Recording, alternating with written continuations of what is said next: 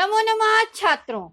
आज विद्यालय से मैं निधि श्रीवास्तव एक बार फिर से संस्कृत की इस कक्षा में यूपी बोर्ड के कक्षा 10वीं के छात्रों का स्वागत करती हूँ। छात्रों, पूर्व की कक्षा में हमने आपको नैतिक मूल्यानि अर्थात नीति संबंधी मूल्यों के विषय में चर्चा की और हमने आपको बताया छात्रों कि नीति उस क्रियाविधि को कहते हैं जिसके अनुसार मनुष्य अपने जीवन को सुचारू और सरलता से बिता सके, उसे ही हम नीति कहते हैं। तो छात्रों, और इन नीति के मूल्यों को के ऊपर जो मनुष्य चलता है वही नैतिक मूल्य कहलाता है। तो नीति पर चलने से और उसका प्रयोग करने से अर्थात व्यवहार करने से जनता का, शासकों का तथा समस्त प्राणी मात्र का हमेशा कल्याण होता है अर्थात भला होता है। तो छात्रों, कवियों और नीतिकारों ने कथाओं और श्लोकों के द्वारा नीति ग्रंथों की रचना की है और जैसे कि चाणक्य नीति और विदुर नीति आदि बहुत सारी नीतियों के विषय में बताया गया है। इन नीतियों के अंदर हमको सच बोलना बताया गया है, हिंसा ना करना, चुगली ना करना आदि बहुत सारी चीजों के अच्छाई और बुराई दोनों चीजों के विषय में हमको बताई गई है। तो छात्रों, आज के इस अंश में हमको हमारा अध्याय नैतिक मूल्यानि क्या बता रहा है उसको जानने के लिए आइए देखते हैं हम लोग छात्रों क्लास 10 संस्कृत तृतीय पाठ नैतिक मूल्यानि का तृतीय भाग। प्रस्तुत पाठ में भी छात्रों हमने गद्यांश का हिंदी भाषा में अर्थ और संधि विच्छेद पर प्रकाश डाला है। यह गद्यांश परेशान से लेकर परिभाषिता तक है। तो ध्यान से देखिए छात्रों, परेशान हितम नैतिकताया प्राणभूतम तत्वम। परेशान यानी दूसरों का कल्याण, हितम यानी कल्याण, नैतिकताया यानी नैतिकता का, प्राणभूतम यानी प्राणभूत, तत्वम यानी तत्व है। तो परेशान हितम नैतिकताया प्राणभूतम तत्वम अर्थात दूसरों का कल्याण करना हमारा नैतिकता का प्राणभूत तत्व, यानी हमें हमेशा दूसरों की भलाई करना, ये हमारा प्राणभूत तत्व है। कदाचित एवं अपि दृश्यते यत् समाजे प्रचलितः रूढ़ि समेषां कृते हितकारी न भवति। कदाचित यानी कभी कभी, एवं अपि संधि और ये एवं प्लस अपि यानी ऐसा भी, दृश्यते यानी देखा जाता है, यत् समाजे यानी जो समाज में, प्रचलिता यानी प्रचलित, रूढ़ि समेषां कृते यानी रूढ़ि यानी परंपरा, नीति नियम, तो जो समाज में प्रचलित परंपरा, समेषाम यानी सभी, कृते यानी के लिए, हितकारी ना भवति यानी हितकारी नहीं होती।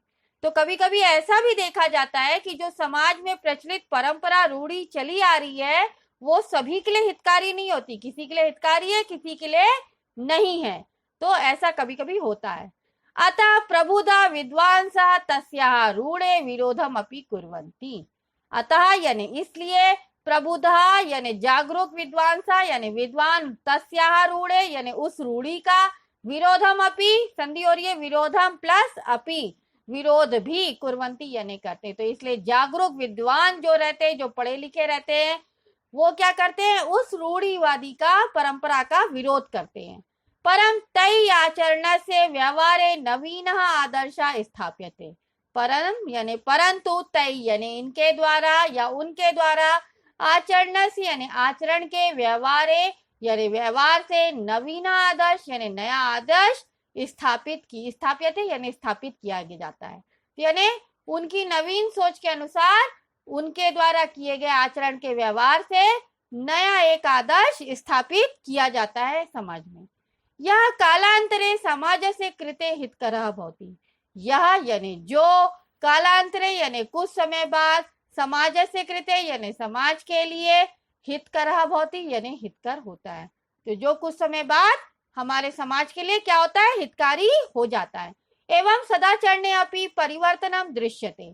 एवं यानी इस प्रकार, सदाचरणे अपि संधि और ये सदाचरणे प्लस अपि, तो इस प्रकार सदाचरण में भी यानी अच्छे आचरण में भी, परिवर्तनम दृश्यते यानी परिवर्तन दिखाई देता है। तो इस प्रकार सदाचार में भी परिवर्तन दिखाई दे। सदाचार यानी अच्छे व्यवहार, सत प्लस आचार, ठीक है।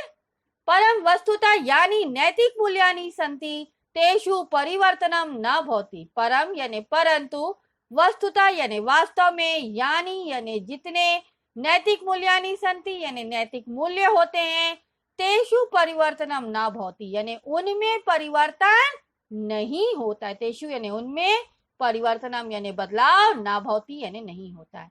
परंतु वास्तव में जितने नैतिक मूल्य होते हैं उनमें कोई भी परिवर्तन नहीं होता है। यथा सनातनो धर्मा न परिवर्तते तथा नैतिक मूल्यान्यपि स्थिराणि। यथा यानी जैसे, सनातनो धर्मा यानी सनातन धर्म यानी सदा से चला आता हुआ जो कर्म है हमारा सनातन धर्म हिंदू समाज करता है वो कभी भी बदलता नहीं है। तो उसी प्रकार से नैतिक मूल्य भी स्थिर है, वो कभी नहीं बदलते हैं। ठीक है, तो यथा सनातनो धर्मा में संधि है, सनातना प्लस धर्मा। तो जैसे सदा से चला आता हुआ कर्म न परिवर्तते यानी परिवर्तित नहीं होता है, तथा यानी वैसे ही नैतिक मूल्यानि यानी नैतिक मूल्यान भी स्थिराणि है यानी स्थिर ही है। एवं धर्मे नीतो च दृढ़ीयान संबंधो दृश्यते परम द्वयो भेदो अपि वर्तते।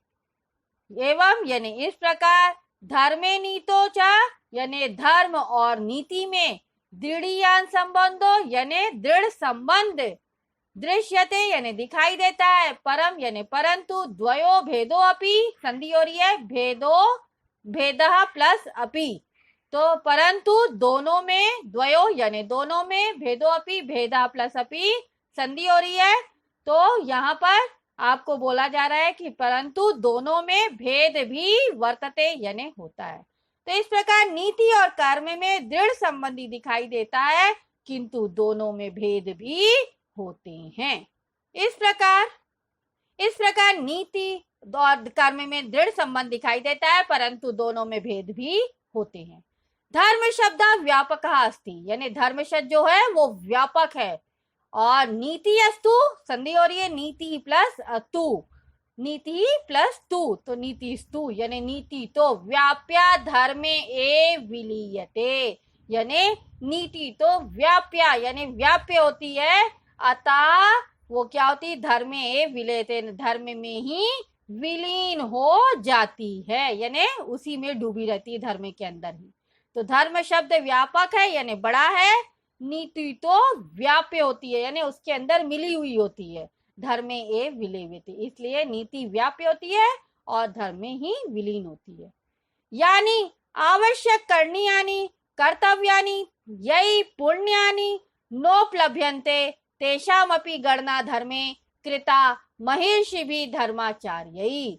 यानी जो आवश्यक करणीयानि यानी आवश्यक कर्तव्य या आवश्यक करने योग्य जो भी होते हैं कर्तव्यानि यानी कर्तव्य, यही यानी जो जिनसे, पुण्यानि यानी पुण्य, नो उपलभ्यन्ते संधि हो रही है, ना प्लस उपलभ्यन्ते, ना यानी नहीं, उपलभ्यन्ते यानी प्राप्त होते हैं, तो जिनसे पुण्य प्राप्त नहीं होते। तो क्या बता रहे हैं कि जो आवश्यक रूप से करने योग्य कर्तव्य होता है या काम होता है जिनसे पुण्य प्राप्त नहीं होता है, तेषाम अपि संधि हो रही है, तेषाम प्लस अपि, तो उनकी भी गणना यानी गिनती, धर्मे कृता यानी धर्म के लिए, महिषी भी धर्माचार्य यानी उनकी भी गणना जो होती है, गिनती जो होती है महर्षि आचार्यों ने किसमें कर दिया है, धर्मा में यानी धर्म में ही, धर्माचार्य यानी धर्म में ही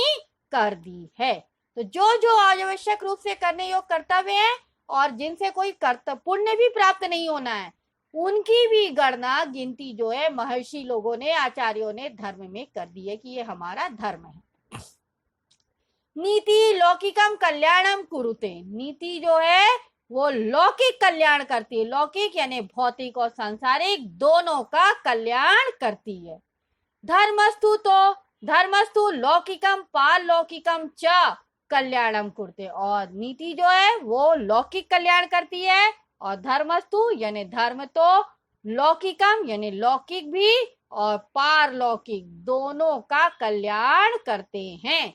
तो धर्मस्तु में संधि है धर्मा प्लस तु, और पारलौकिकंच में संधि है पारलौकिकम प्लस च। तो धर्म तो लौकिक और पारलौकिक दोनों का कल्याण करता है, यानी भौतिक सांसारिक और जो परलोक में होता है उसका भी कल्याण करता है। जो धर्म के अनुसार चलेंगे तो परलोक में उनको सुख ही मिलेगा। उभयो कुत्रापि सांकर्यमपि प्राप्यते। उभयो यानी दोनों में, कुत्रापि संधि हो रही है कुत्र प्लस अपि, कहीं भी, सांकर्यमपि संधि हो रही है सांकर्यम प्लस अपि, मिश्रण या मेल, सांकर्यम यानी मिश्रण या मेल, अपि यानी भी, प्राप्यते यानी प्राप्त होता है। तो दोनों में कहीं भी मिश्रण या मेल भी प्राप्त होता है। धर्म अलौकिकीम शक्तिम प्रकटयति। धर्म यानी धर्म, अलौकिकम किकिम यानी अलौकिक, शक्तिम यानी शक्ति को, प्रकटयति यानी प्रकट करता है। तो धर्म जो है वो अलौकिक शक्ति को प्रकट करता है। सह मुक्ते मार्गम अपि प्रशस्तम करोति। सह कौन? धर्म। धर्म जो है मुक्ते मार्गम अपि, संधि हो रही है मार्गम प्लस अपि, तो वह मुक्ति के मार्ग भी प्रशस्तम करोति यानी दिखाता है। तो धर्म पे जो चलते हैं तो वो मुक्ति के मार्ग में भी रास्ता दिखाता है। परलोकम अपि प्रदर्शयति कल्पयति च। परलोकम अपि संधि हो रही है परलोकम प्लस अपि, तो परलोक को भी, प्रदर्शयति यानी दिखाता, कल्पयति यानी कल्पना भी, च यानी और कराता।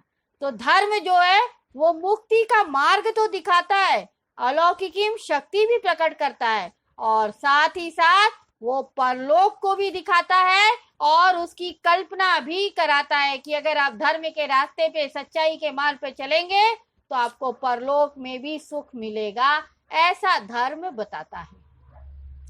नीति लौकिकम हितम साधयति। नीति जो है वो लौकिक हित साधयति यानी करती है। तो नीति जो है वो लौकिक का कल्याण करती है, लौकिक कल्याण करती है। परम नीति धर्मियो साचर्यम सर्वैरेव स्वीक्रियते। परम यानी परंतु, नीति धर्मियो संधि है नीति धर्मियो, साचर्यम सर्वैरेव, साचर्यम यानी साथ साथ, सर्वैरेव यानी सभी, या संधि हो रही है सर्वै प्लस एव, तो सर्वे एव यानी सभी के द्वारा, स्वीक्रियते यानी स्वीकार किया जाता है। तो क्या बता रहे हैं कि नीति जो है वो लौकिकम हितम साधयति, यानी नीति जो है, नियम जो है लौकिक हित को पूरा करते हैं, साधयति यानी करते हैं। और नीति धर्म, परम नीति धर्म है, परंतु नीति और धर्म साचर्य यानी साथ साथ में, सर्वैरेव यानी सभी के द्वारा, स्वीक्रियते यानी स्वीकार किए जाते हैं। तो जो धर्म के मार्ग पे चलता है वो नीति को जरूर लेकर चलता है, और जो नीति के मार्ग पे चलता है वो धर्म को लेके चलता है। तो इसलिए नीति जो है वो लौकिक हित को पूरा करती है, और किंतु नीति और धर्म का साचार्य हमेशा सभी के द्वारा स्वीकार किया जाता है। दार्शनिक धर्माचार्य पौराणिकैश्च धर्मः परिभाषितः।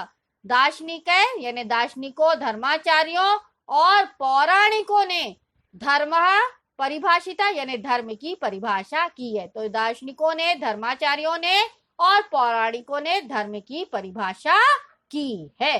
तो छात्रों, इसी के साथ यह अंश यहाँ पर समाप्त होता है।